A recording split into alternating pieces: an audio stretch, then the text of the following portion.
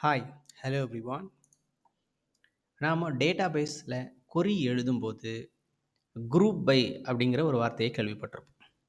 So இந்த group by அப்படிங்கிறது இந்த டேட்டாபேஸ் கொரியில் எப்படி வேலை செய்யுது அதை பற்றி தான் இந்த வீடியோ நம்ம பார்க்க போகிறோம். சரி, இந்த குரூப் பை அப்படிங்கிற கான்செப்டை நம்ம ஈஸியாக ஞாபகம் வச்சுக்கணும் அப்படின்னா, ஈஸியாக புரிஞ்சுக்கணும் அப்படின்னா, பொதுவாக நம்ம ஒரு யூடியூப் சேனல்லையோ இல்லை யூடியூப்பில் வீடியோ பார்த்துட்டு இருக்கும்போது ஒரு சேனல் நமக்கு பிடிச்சிருக்கு அப்படின்னா, அந்த சேனலுக்குள்ளே போயிட்டு நிறைய பிளேலிஸ்ட் இருக்கும். அந்த பிளேலிஸ்ட்டில் நமக்கு பிடிச்ச வீடியோஸ் எல்லாம் நம்ம பார்ப்போம். ஓகே. ஸோ அங்கே ஒரு விஷயம் நீங்கள் நோட் பண்ணியிருந்தீங்கன்னா, இந்த குரூப் பை அப்படிங்கிறத அங்கே யூஸ் பண்ணியிருப்பாங்க. ஓகே. ஸோ அது எப்படின்னு உங்களுக்கு இப்போ காமிக்கிறேன். ஸோ நம்ம சேனல் எடுத்துக்கலாம். இந்த சேனலில் நான் உங்களுக்கு பார்த்தீங்க அப்படின்னா, டேஷ்போர்டில் பிளேலிஸ்ட்டுன்னு ஒன்று இருக்குது. இந்த பிளேலிஸ்ட்டில் வந்து பார்த்தீங்கன்னா, இவ்வளோ பிளேலிஸ்ட்டை நம்ம வச்சுருக்கோம். இந்த ஒவ்வொரு பிளேலிஸ்ட்லேயும் எத்தனை எத்தனை வீடியோ இருக்குதுன்னு காட்டுது பார்த்தீங்களா? இந்த பிஎஸ்பி அப்படின்னா இதில் 9 வீடியோஸ் இருக்குது. ஆட்ஸ் 2 இருக்குது. ஜேஎஸ் டெவலப்மெண்ட்டில் 18 வீடியோஸ் இருக்குது. இந்த மாதிரி ஒவ்வொரு பிளேலிஸ்ட்லேயும் எத்தனை வீடியோ இருக்குது அப்படிங்கிறத நாம் கவுண்ட் பண்ணி காட்டணும் அப்படின்னா, அதுக்கு தேவைப்படக்கூடிய விஷயந்தான் இந்த குரூப் பை அப்படிங்கிற கான்செப்ட். ஓகே. ஸோ இதை எப்படி நம்ம இம்ப்ளிமெண்ட் பண்ணுறது, கொரியா எழுதி எப்படி நான் எப்படி ஓனாக அந்த குரூப் பை கான்செப்ட் கொரியா எழுத கற்றுக்கிறது அப்படின்னு சொல்லி பார்ப்போம். ஓகே.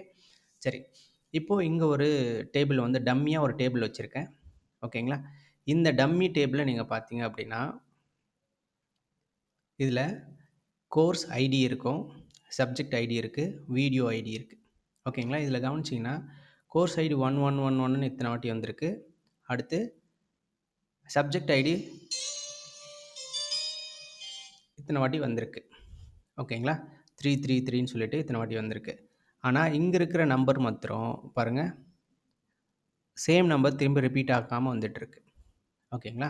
ஸோ இதில் இந்த சப்ஜெக்ட் தான் உங்களுக்கு பிளேலிஸ்ட்டுன்னு வச்சுக்கோங்களேன். இப்போது இந்த 3 அப்படிங்கிறது ஒரு பிளேலிஸ்ட். ஓகேங்களா. அந்த பிளேலிஸ்ட்டில் வீடியோ வந்து 1 2 3 4 5. ஏன்னா 3ங்கிறது எத்தனை வாட்டி வந்திருக்கு? 5 வாட்டி வந்திருக்கு. அப்போது இது எல்லாமே வீடியோவோட ஐடி அப்படிங்கிறதுனால இந்த 3ங்கிற பிளேலிஸ்ட்டில் 5 வீடியோ இருக்குது. அடுத்து பாருங்கள், 2ன்னு ஒரு பிளேலிஸ்ட்டுன்னு வச்சுக்கோங்க. இந்த 2 எத்தனை வாட்டி வந்திருக்கு அப்படின்னா, இங்கே 3 வாட்டி வந்திருக்கு. அப்போது 3 வீடியோ இருக்குது. ஓகேங்களா. இந்த 12 அப்படிங்கிறது பாருங்கள் எத்தனை வாட்டி வந்திருக்கு. 10ங்கிறது எத்தனை வாட்டி வந்திருக்கு. 12ங்கிறது வந்து ஒரே கண்டினியூஸாக வரணும்னு அவசியம் கிடையாது. மாறி மாறி கூட வரலாம். ஓகேங்களா. இங்கே பார்த்தீங்கன்னா இந்த 4 அப்படிங்கிறது இங்கே வந்துட்டு அப்புறம் 8 வந்துட்டு திரும்ப 4 வந்திருக்கு. இப்படி எப்படி வேணால் வரலாம். ஓகேங்களா. ஸோ இப்போது நான் இங்கே 3ன்னு இங்கே கொடுத்துருக்கேன். அந்த 3ங்கிறது இதோட ஸ்டாப் ஆகிடுச்சேன்னா, இல்லை இந்த டேட்டா பேஸில் வேறு எங்கேயாவது திரும்பவும் 3 வரலாம். ஓகேங்களா. அதே சப்ஜெக்ட்டுக்கு வீடியோ பின்னாடி கூட இருக்கலாம். ஓகேங்களா. ஸோ ஒரு பிளேலிஸ்ட்டுக்கு நம்ம எல்லா வீடியோவும் பிளேலிஸ்ட்டில் இருக்கக்கூடிய எல்லா வீடியோவும் ஒரே டைம் போட்டுருவோமா? போட மாட்டோம். ஓகே. ஸோ அப்போது வேறு வேறு வீடியோ போடும்போது வேறு வேறு வீடியோ இடையில வரும். ஓகே. இப்போது அது எப்படி நம்ம கொரியில் எழுதுறதுன்னு சொல்லி பார்ப்போம். ஓகே. இப்போ நான் இந்த டேபிளில் இருந்து நான் எடுக்க போகிறது சப்ஜெக்ட் ஐடியும் வீடியோ ஐடியும் ஓகே எடுக்க போகிறேன். இப்போ இந்த சப்ஜெக்ட்டு எத்தனை வீடியோவை இருக்குது அப்படிங்கிறத கவுண்ட்டு நம்ம காட்ட போகிறோம். அவ்வளோதான். 2 காலம் தான் எடுக்க போகிறோம், சப்ஜெக்டும் வீடியோவும். ஓகே. ஸோ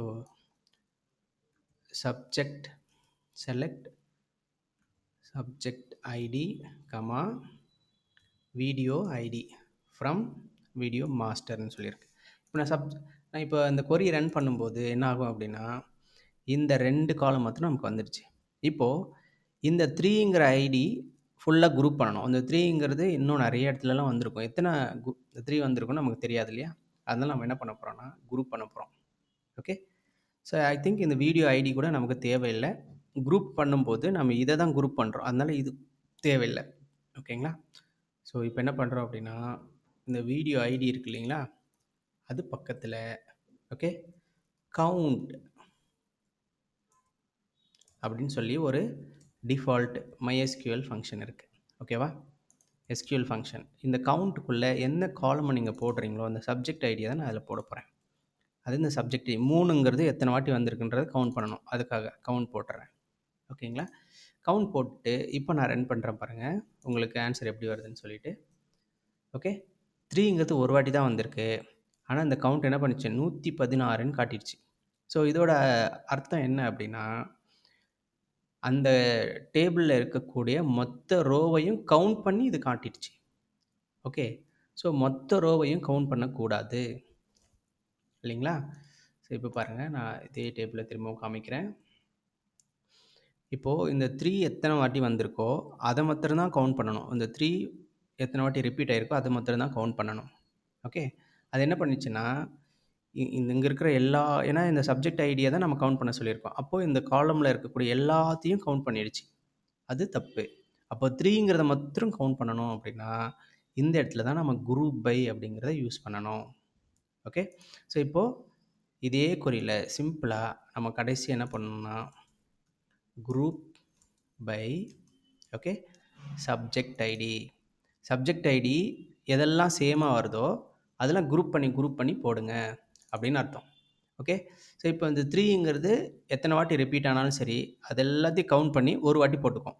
எத்தனை வாட்டி வந்திருக்குன்றத கவுண்ட் தனியாக எடுத்துக்கும். அதுதான் இந்த கவுண்ட்டு. ஓகே.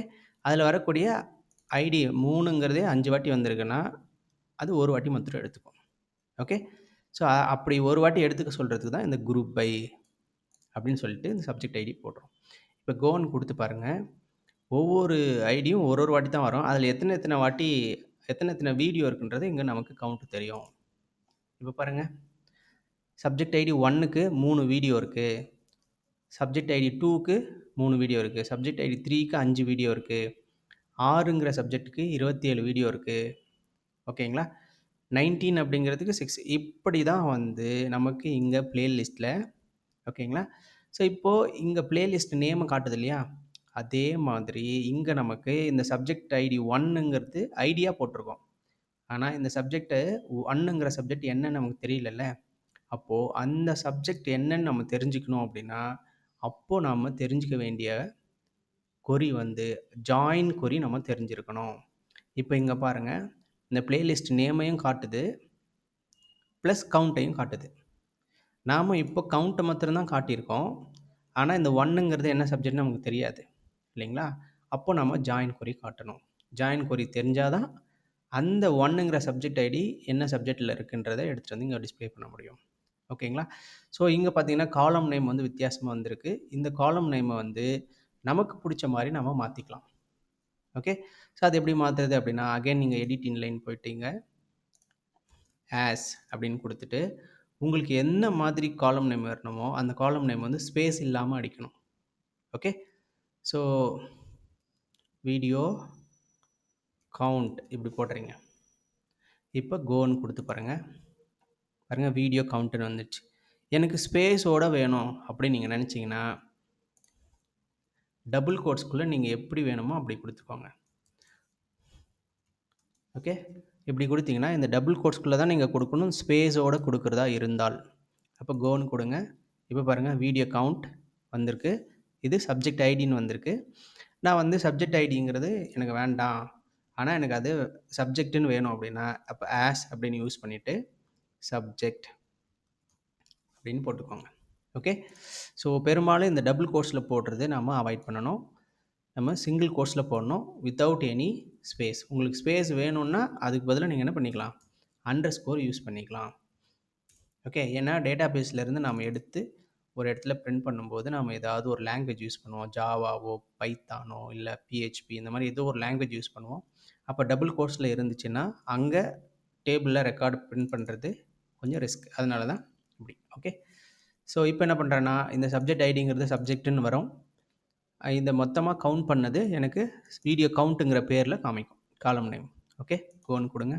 இப்போ பாருங்கள், சப்ஜெக்ட் 1 வீடியோ கவுண்ட்டு எத்தனை இருக்குன்றதை கவுண்ட் பண்ணி காட்டுது. ஓகேங்களா? ஸோ இப்படி தான் வந்து இந்த இடத்துல இந்த பிளேலிஸ்ட்டு எத்தனை வீடியோ இருக்குன்றதை நமக்கு காட்டுது. ஸோ உங்களுக்கு இந்த குரூப் பை அப்படிங்கிறது புரிஞ்சிருக்கும்னு நினைக்கிறேன். இந்த சப்ஜெக்ட் நேமும் வரணும் அப்படின்னா அதுக்கு ஜாயின் கொரிங்கிறது நாம் அடுத்த வீடியோவில் பார்ப்போம். தேங்க்யூ.